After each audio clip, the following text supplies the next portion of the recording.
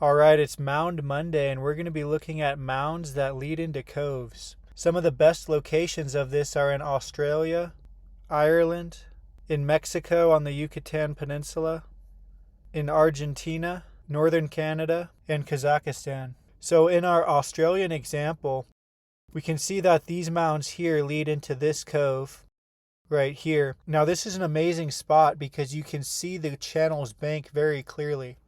And this is a great example of how channels make coves. And then now let's zoom into the mounds.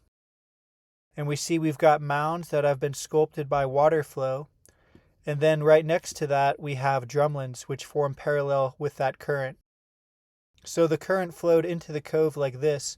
But let's go backwards, and we find more drumlins over here. Okay, if you study the landscape of Australia, it's absolutely covered in drumlins. And this is all from sheet water flow. This is not from wind. This scoured out path is definitely the action of water, because water is a heavy fluid and likes to carve things out. All right, let's go to Ireland. All right, we've got a good cove here with a somewhat streamlined island. We've got some nice mounds here. They're actually pretty straight, so they're kind of bridging the gap between mounds and drumlins. And then over here we've got more of a angled ripple formation. From these mounds and drumlins, we get evidence of a current that then washed into this cove. And this cove is a part of a channel just like our example in Australia. Okay, now for one of my favorite examples. This spot in the Yucatan is just fantastic. Right, you can see how these channels are from water flowing into them. And if you're skeptical, you can look at massive streamlined mounds. Okay, this guy right here is about 1.4 kilometers wide.